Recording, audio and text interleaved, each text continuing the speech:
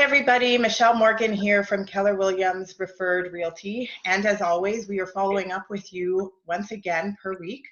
So I'm joined here with Tony Saniti from Tony Mortgages. And of course, we've got with us today a special guest, Roy Cousins, who is the principal at Cataraqui Public School in Ajax. Sorry, I hope I said that school right, Roy. Did I? Close enough. Cataraqui.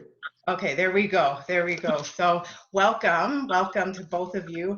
In terms of the real estate market and what's been going on our side of things, really depending on what pocket you live in is where I'm seeing some differences. I'm finding if you're in the downtown core or you're in the 416 areas, there's a little bit more sales activity, some movement. If you're in the 905 areas, I've definitely seen a slowdown. I mean, all in all, I'd say there are activities happening in all courts just because some people just need to move.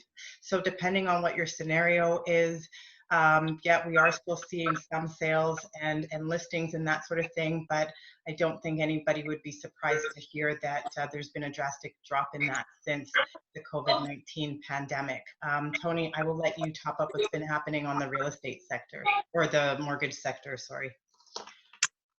Well, currently right now, we're offering private financing, maximum amount $40,000, and it will be into your account within 24 hours. So a lot of people are taking advantage of that because a lot of lenders now are becoming very strict with the COVID-19 epidemic.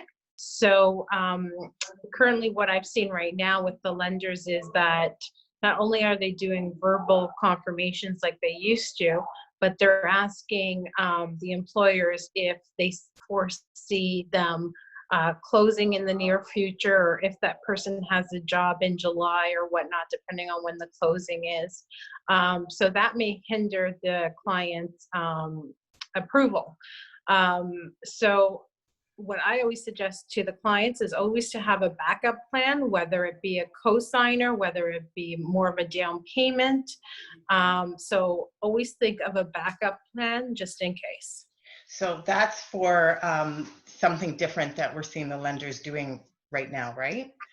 Correct. So usually they would have taken a 2-year average, let's say, for a part-time income. But if, let's say, the person hypothetically works at a daycare for summer only, we don't know if that daycare is going to be open this summer due to this epidemic that we've had. So depending on when your closing is, they might ask you for an updated pay stub. They might ask the employer, do they see the school opening up? Will this person have the hours, and will they be working there as well? And that wasn't the case before. It was basically your 2-year average job letter and a pay stub. Got it.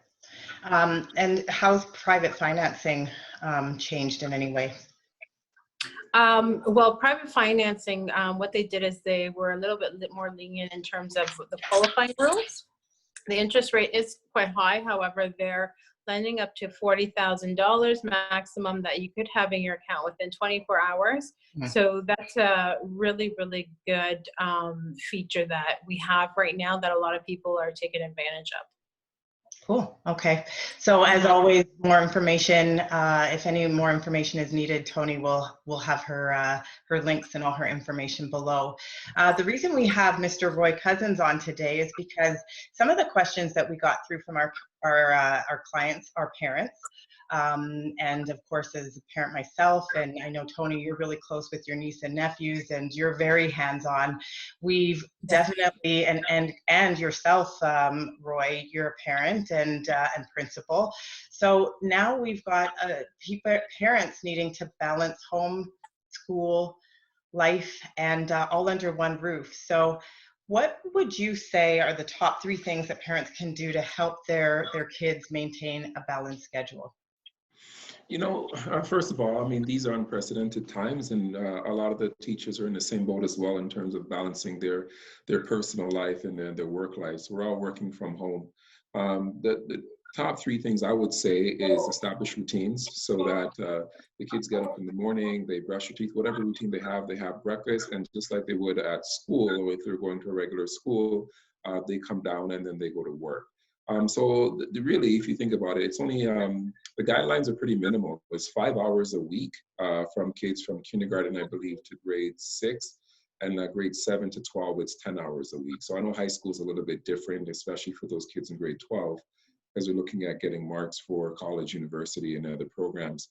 But it's really minimal amount of week. Really, how we do it at our house is that the kids work in the morning. Then we'll all have lunch together as a family. And then in the afternoon, what we try to do is go for a walk every day or do some sort of physical activity. I think just to get out, get some fresh air, and just having that physical break is really important, because you have to remember at school, kids have 3 recesses a day and they can't go down to 0. So providing them the fresh air and an opportunity to exercise is really important. If you can, if you could establish a regular workspace for your children as well. So if they're working at the dining room table, their desk in their room, or someplace else in the house, just keep it consistent so that the kids understand that a part of my routine is going to this particular place, and this is what I'm going to be doing for the morning or for the day. And another thing I would highly encourage everyone to do is just keep in communication with your son or daughter's teacher. So just send them a quick email or whatever, if they're using a Remind app or something like that. It's just let them know that you're still here, you're engaged, but first and foremost is that the expectations are minimal. So there's going to be some kids, some parents that are going to be able to do all the work at once, and there's going to be others that are struggling to get through it. So don't feel compelled to keep up if you can't. I mean, first things first is your mental health. So parents, this isn't designed to overwhelm anybody, parents or students. So that's the message I'm giving to all my parents at school, is that it's not an additional burden. Work at your own pace. Sounds good. I think that a lot of people need to hear that message. It's much appreciated. And once again, everybody, please keep all the questions rolling in. Clearly, whether real estate or not, we're all in this together. And, there's a lot of different variables that we're all facing. So feel free to bring your questions in. Feel free, once again, to also touch base with us directly. And thank you to both of you for being on again this week. And we'll look forward to everybody a week from now. Take care. Stay safe. Thank you, everybody. Bye-bye. Bye.